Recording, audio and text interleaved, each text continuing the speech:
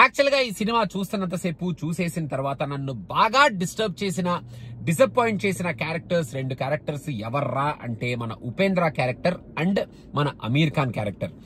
ఎందుకంటే ఈ సినిమాలో వాళ్ళు వచ్చినప్పుడు ఇంపాక్ట్ కానీ, ఒక మంచి కిక్ కానీ, ఒక సూపర్ ఫీలింగ్ కానీ, ఒక సర్ప్రైజ్ ఎలిమెంట్ కానీ, ఒక ఎక్సైట్మెంట్ కానీ ఏమీ కలగలేదు.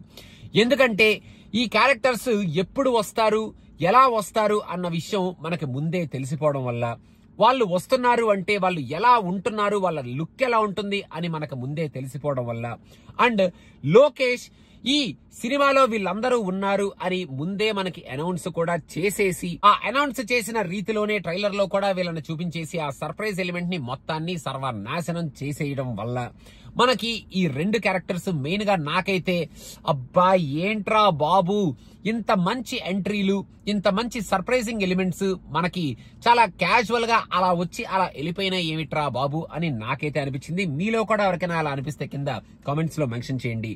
యాక్చువల్ గా మూవీలో క్యామియోస్ కానీ క్యారెక్టర్స్ కానీ ఉన్నప్పుడు యాక్చువల్ గా నేను వీళ్ళిద్దరిని క్యామియోస్ అనే అంటాను, క్యారెక్టర్స్ అని నేను అన్నాను. లోకేష్ ఎందుకు అలా అన్నాడో నాకు ఇప్పటికీ అర్థం అవట్లేదు.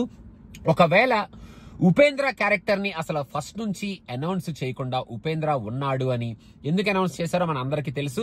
అక్కడ కన్నడ ఆడియన్స్ ని అట్రాక్ట్ చేయడం కోసమో, పాన్ ఇండియా బిల్డప్ ఇవ్వడం కోసమో, లేకపోతే మన రజనీ సినిమాకి ప్యాడింగ్ ఎందుకు చెప్పండి, మరి ఆ ప్యాడింగ్ కోసమో తెలియదు కానీ మన ఉపేంద్రాన్ని పెట్టుకున్నప్పుడు చాలా సైలెంట్ గా ఉంటే చాలా బాగుండేది. అండ్ అమీర్ ఖాన్ ని కూడా ఎందుకో అనౌన్స్ చేసేసి ఆ అనౌన్స్మెంట్ బయటకు వచ్చేసింది కదా, తెలిసిపోయింది కదా అని అక్కడతో అమీర్ ఖాన్ ఉన్నాడు లేడు ఉన్నాడు అన్న కైండ్ ఆఫ్ గిమ్మిక్కులు ప్లే చేసి డైరెక్ట్ గా థియేటర్ లో అమీర్ ఖాన్ లుక్ ని మనకి రోలెక్స్ టైప్ లో రివీల్ చేయకుండా అమీర్ ఖాన్ ఉన్నాడు అని తెలిసిన వెంటనే ఏకంగా ఆయన లుక్ ఏమిటి, ఆయన పేరేమిటి, ఆయన ఎప్పుడు వస్తాడు, ఆయన గెటప్ ఏమిటి, ఆయన ఏ భాషలో మాట్లాడతాడు, ఎందుకు వస్తాడు, ఇలాంటివన్నీ ముందే చెప్పేస్తే మనకి ఇంకా ఎక్సైట్మెంట్ ఎక్కడ ఉండి తగలడుతుంది చెప్పండి. మనకి రోలెక్స్ అనే ఒక క్యారెక్టర్ ఇచ్చిన kick, nobody knows that Rolex character will look like that, talk like that, behave like that, ఇంత వైలెంట్ గా ఉంటాడు, అంత సడన్ గా వస్తాడు, అసలు ఏం చేస్తాడు అన్న కైండ్ ఆఫ్ ఎలిమెంట్స్ ఏమీ తెలియకపోవడం వల్ల ఆ క్యారెక్టర్ మనల్ని సూపర్ గా అట్రాక్ట్ చేసింది. అలా క్యారెక్టర్ ని మనకి ఇంట్రడ్యూస్ చేసిన లోకి ఇప్పుడు ఎందుకు ఈ అనౌన్స్మెంట్లు చేసి, పోస్టర్లలో పిక్చర్లు వేసి, ట్రైలర్లో సీనులు చూపించేసి, హైడ్ చేయకుండా డీటెయిల్స్ ని మనకి ఎందుకు ఇలా చూపించి అనవసరంగా ఉన్న ఎక్సైట్మెంట్ ని తనకి తానే చెడదొప్పుకున్నాడు అనేది నాకు ఇప్పటికీ అర్థం కావట్లేదు అనమాట. ఉపేంద్రాని మన అమీర్ ఖాన్ ని ఇలా ఉన్నారు అని చెప్పి వదిలేసి వాళ్ళని అక్కడతో ఎక్కడ ఏమీ చూపించకుండా, ఏమీ రివీల్ చేయకుండా అటు పోస్టర్స్ లో కానీ ఇటు ట్రైలర్స్ లో కానీ కనుక దాచిపెట్టి మనకి థియేటర్ లో చూపించి ఉండుంటే సెకండ్ హాఫ్ లో ఆ 2 సీన్స్ కి సూపర్ హై వచ్చి ఒక కైండ్ ఆఫ్ ఎక్సైట్మెంట్ క్రియేట్ అయ్యేది. ఇప్పుడు కూడా కొంతమంది ఎక్సైట్మెంట్ ఫీల్ అవుతున్నారు, కాకపోతే నాకు మాత్రం చూసినప్పుడు ఎక్సైట్మెంట్ కాదు కదా, భయంకరంగా డిసప్పాయింట్మెంట్ కలిగింది.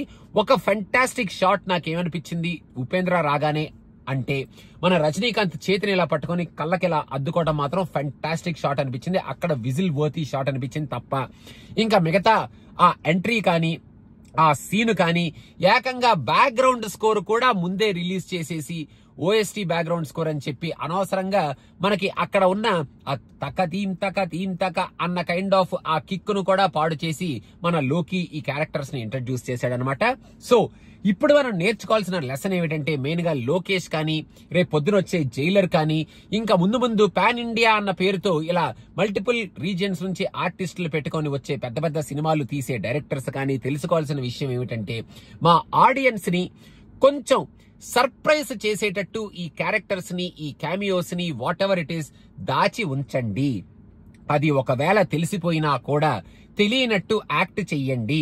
మన రోలెక్స్ విషయంలో కూడా అదే జరిగింది. రోలెక్స్ ఉన్నాడు అని అందరికీ తెలిసింది, కాకపోతే ఎక్కడ తొనక్కుండా చాలా జాగ్రత్త పడి ఎక్కడ లీక్ చేయకుండా ఆ సర్ప్రైజ్ ఎలిమెంట్ ని మనకు అలా ఇచ్చారు. కాబట్టి ఇప్పుడు జైలర్ మూవీలో ఇంతమంది ఆర్టిస్టులు ఉన్నారు, కాకపోతే వాళ్ళ లుక్కులు ఎక్కడా రివీల్ చేయకుండా జాగ్రత్త పడి డైరెక్ట్ గా థియేటర్ లోనే మనం ఆ లుక్ చూడటం వల్ల ఆ కిక్ మనకి అలా రిసీవ్ చేసుకోవడం జరిగింది. సో ఒక పక్క ఎగ్జాంపుల్స్ ని పెట్టుకొని ఆ ఎగ్జాంపుల్స్ ని పక్కన పడేసి ఇలా మొత్తం నేను open banana put in mouth అనేటట్టు ఇలా చూపించేస్తాను, మీకు సర్ప్రైజెస్ అన్ని ముందే చెప్పేస్తాను, మీరు వెళ్ళి సర్ప్రైజ్ ఫీల్ అవ్వండి అంటే మన ఊపిరి సినిమాలో బర్త్డే సీన్ లాగా తయారవుద్ది అనమాట ఆ సర్ప్రైజ్. సో ముందు వచ్చే సినిమాలు, డైరెక్టర్లు ప్లీజ్ మా ఆడియన్స్ కి మీరు తీసే సినిమాల్లో అట్లీస్ట్ ఈ సర్ప్రైజ్ ఎలిమెంట్ ని కొంచెం దాచి ఉంచండి. ఇలా క్యారెక్టర్స్ ని క్యామియోస్ ని పెట్టుకుంటే వాళ్ళని పేర్లు అనౌన్స్ చేయకండి. ఫస్ట్ అసలు కంప్లీట్ గా సైలెంట్ గా ఉండండి. ఒకవేళ అనౌన్స్ చేయకుండా లీకులు అయిపోతే సరే లీక్ అని చెప్పి అలా ఏదో లీక్ చేసాం అని అలా పక్కన పెట్టేయండి. కానీ లుక్కుల్ని, ట్రైలర్స్ లో వాళ్ళ లుక్కుల్ని, టీజర్స్ లో వాళ్ళ లుక్కుల్ని, పోస్టర్స్ లో వాళ్ళ లుక్కుల్ని, బ్యాక్గ్రౌండ్ స్కోర్స్ ని అన్నిటినీ రివీల్ చేసి అనవసరంగా ఉన్న సర్ప్రైజ్ ని మీరే చెడదొప్పుకోకండి అని ఒక లెసన్ మనం ఈ కూలీ సినిమా నుంచి నేర్చుకున్నామేమో అని నాకు అనిపించింది బాబు. ఇది నా ఒపీనియన్ మాత్రమే. మీకు కూడా ఇలా ఏమైనా ఒపీనియన్ అనిపిస్తే మెయిన్ గా మన ఇద్దరి ఎంట్రీస్, ఉపేంద్ర ఎంట్రీ అండ్ మన అమీర్ ఖాన్ ఎంట్రీ మీకేమైనా సర్ప్రైజింగ్ అనిపించిందా, ఎక్సైటింగ్ అనిపించిందా, లేకపోతే ఇదేంటారు బాబు ఎలా ఉందేంటి ఎంట్రీ అని నాలాగా డిసప్పాయింట్ అయ్యారా అనేది కూడా కింద కామెంట్స్ లో మెన్షన్ చేయండి. మొత్తానికి cameos or characters lesson learned from Coolie, లోకి. నెక్స్ట్ ఖైదీ సినిమాలో కొంచెం జాగ్రత్త పడమ్మా, కొంచెం జాగ్రత్త పడు. ఏం చేస్తాం ఇంక జాగ్రత్త పడి ఇంకేం చేస్తాం.